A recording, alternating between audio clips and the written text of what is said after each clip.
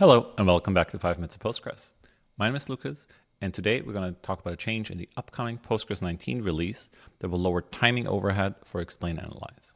This is a change that I contributed myself, together with Anders Freund and David Geyer, and we've worked on this change for a couple of years now, actually.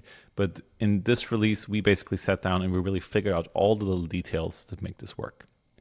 Now, this was committed recently to the Postgres 19 development branch, and to be clear, it might still be taken out of the final release if any issues are found. But right now, I think there's a decent chance it stays in. Postgres 19 will be released in September or October, and feature freeze just happened, and the beta release will come out sometime in May this year. Now, let me show you a little bit more about what this change was about. So back in 2020, Anders Freund started a mailing list thread where he was basically saying, when you run explain analyze on a query, it looks a lot slower than it actually is. So in this example here, Anders created a table of 50 million rows, very simple table, and then he ran a count star on that table. If I run the count star without any explain, I get a runtime of about 1,900 milliseconds. If I run explain analyze with timing off and back at that release also with buffers off, I get a runtime of about 2,300 milliseconds. Now, if I turn timing on, the runtime more than doubles from the actual time. Instead of my query taking 1,900 milliseconds, the query now takes 4,200 milliseconds. And first of all, that's a problem because it skews what my actual performance is. If I'm doing testing with explain analyze and I don't recognize that timing has overhead, I basically think my query is slower than it actually is. The other issue is that if you run auto explain, usually we recommend people turn log timing off. Just for example, here in PG Analysis install instructions, we like recommending people to use auto explain, but we always tell people today to turn timing off because we think that this is not safe to use on most production systems without knowing your workload better. If we look at the problem here in more detail, Andres basically did a little profile here and he looked at where is that overhead coming from. So first of all, in that profile, we see the insta start node and insta stop node calls. So those are basically calls that get added by Postgres when instrumentation is on, so when I'm running an explain analyze. And we can see that most of that time is spent in a clock get time function. On modern Linux system, this is not actually a syscall. Instead, it directly calls RDTSC. Now, RDTSC is basically a special instruction on the CPU that gets what's called a timestamp counter.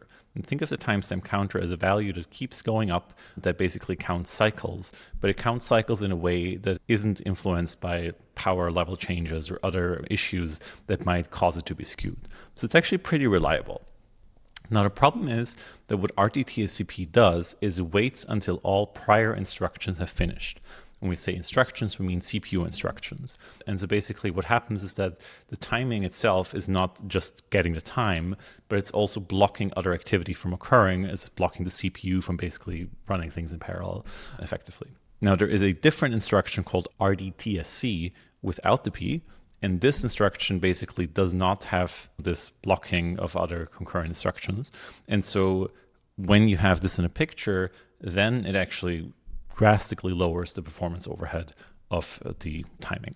In this particular example, Anders had at the time, instead of the query taking 4,200 milliseconds, it actually took only 2,600 milliseconds. This was mainly a prototype at the time.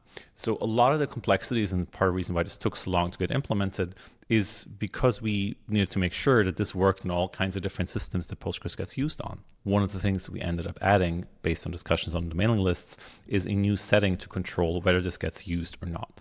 So with the new timing clock source setting, you basically control whether you automatically use the TSC clock source on x86 64 CPUs that are modern enough that have the right instructions.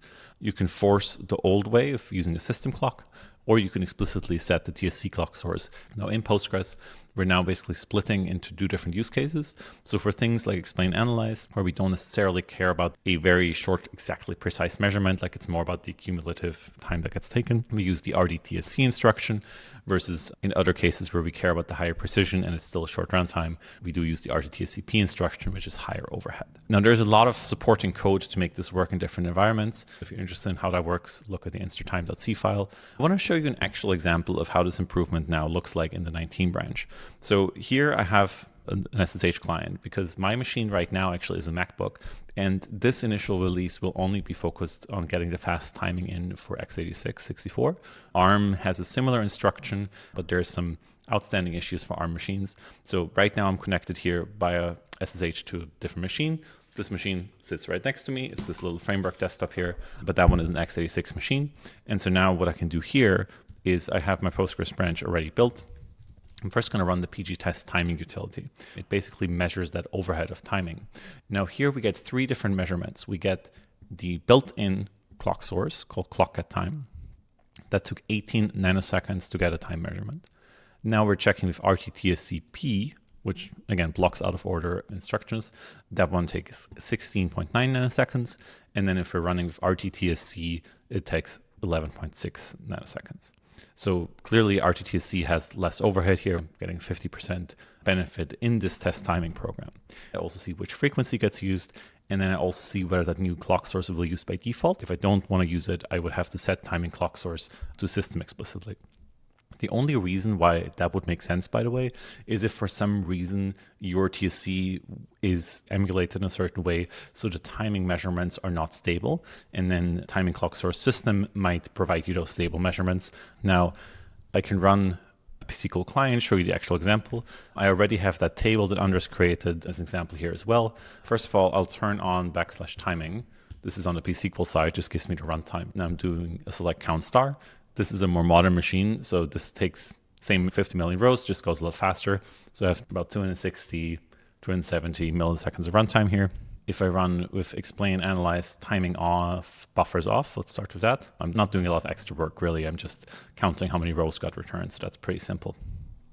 And then if I now turn timing on, this is with the TSC clock source. I get a measurement of about 350 milliseconds. I'm still seeing, I would say, about a 25% overhead here. So it's not free, but it's substantially better than with the system clock source. If I do set timing clock source equals system, and I do the timing again, you see a drastic difference. Just for clarity, if I just did a regular select count star here, it would take me 260 milliseconds to run the actual query. And with the old timing clock source, I get a runtime of 800 milliseconds versus with the new TSC clock source, I get 355 milliseconds. So a drastic difference. And I think this, to me, also makes a difference for many systems where I would feel comfortable using auto-explain on with lock timing on, just because most queries are not this extreme. To be clear, many realistic queries have much less repetition over just these instrumentation start and stop functions. Previously would have seen 5 to 10% on average.